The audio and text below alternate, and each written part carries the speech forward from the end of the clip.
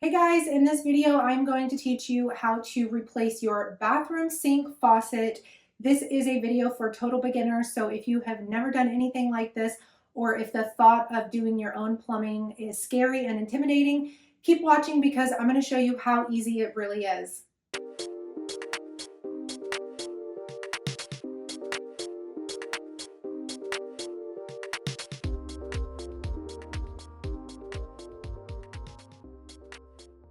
If you're new here, hey guys, I'm Ashley French. I love sharing DIY and home renovation videos that are tailored towards beginners. So make sure you check out my other videos and I hope that you guys will subscribe. So to get started, you are going to need an old towel, some kind of bucket or pan to catch a little bit of water. And then I just grabbed a wrench and some pliers. Really, we should be able to do this whole thing with the adjustable wrench, but I grabbed a couple extra just in case. I will link everything that I actually use in the description below the video. First, we need to turn off the water to the sink by turning the hot and cold water valves under the sink clockwise to shut them off. You don't need to overdo it, just ensure that they are snug. Then try turning the sink faucet on to ensure that no water is coming out. So when you purchase your new faucet, it most likely will come with new water lines, and you'll see the threading on them. One is red and one is blue. That is just to indicate your hot water line and your cold water line. And there's a couple different ways you can go about this. So the existing water lines that are under your sink may be in perfect condition and you may be able to use what is currently there. That is actually what I'm going to do. The ones that are under here actually have been replaced sometime recently, so they're in great shape. But if you do choose to replace the water lines under your sink with the new ones that came with your faucet, I will show you how you will go about doing that. Now you want to go under the sink to remove the water lines. Make sure your bucket or bowl is lined up under the sink to catch any water that might come out of the water lines. I like to have an old towel laid under the sink as well. You can use either an adjustable wrench or vice grips to remove the water line. I loosen the nut at the top of the water line first and disconnect it by hand once it's loosened up, pouring any water that's in the line down into my bucket. Then I do the same on the other side, and then I remove the bottom nuts on both lines and remove the old water lines completely. Next, at the base of the faucet, there should be either a large washer holding the old faucet in place or a small nut like mine that needs to be removed. I decided to switch to a small open-ended wrench and loosened the nut and then removed the silver plate that was holding the old faucet's copper pipes in place. Yours may look a little different depending on the age, but you'll just want to remove whatever it is holding the old faucet into place. Your old faucet should have a lift rod sticking out of the middle hole that may have a little clip holding it into place. Just remove the clip so you can lift the old faucet out of the sink. Before installing the new faucet, we want to clean the sink really well. I used a bathroom cleaner and a plastic scraper to gently remove the grime and any remaining gasket material from the old faucet. I'd avoid using metal scrapers as they could scratch your sink.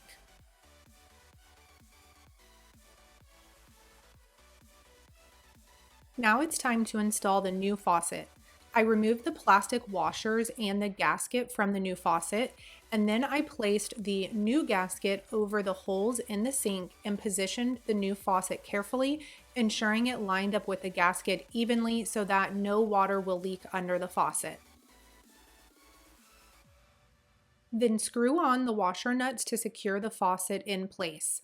Tighten each one by hand and then alternate between them to ensure an even fit. Once they are snug, double check that the gasket on top is properly seated against the sink surface to prevent leaks. Now we will reconnect the water lines using either your original ones if they are in good shape or the new ones that came with your faucet. Something to notice on your water lines is that you have a large nut on one end which connects to the faucet and a smaller nut on the other end which will connect to your water valve. They typically have a rubber gasket inside them, which will prevent leaking once you've screwed the nuts on tightly, so there's no need to use plumbing tape on the threads. Your new faucet may have these rubber gaskets just loose in the box and may require you to put them in your nuts, so make sure you do that if needed. It's okay if you have to loop or curve your water lines if they are extra long. Just make sure the line is not kinked.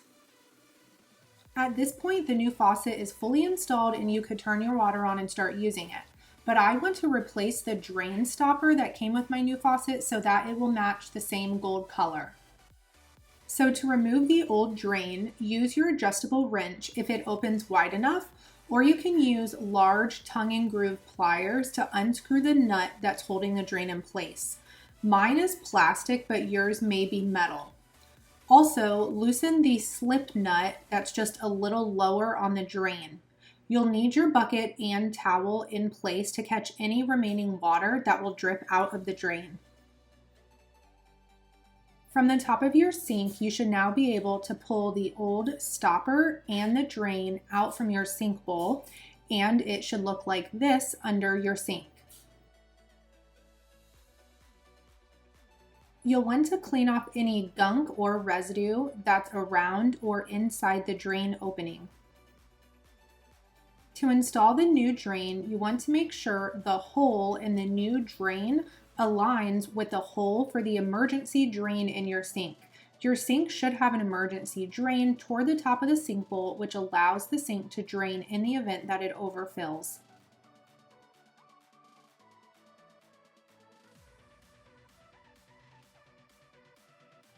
Back under the sink, you want to put on the new rubber gasket over the drain tube, ensuring that the wider end faces up toward the sink, and then tighten the nut by hand until it's secure, and then tighten the lower nut as well.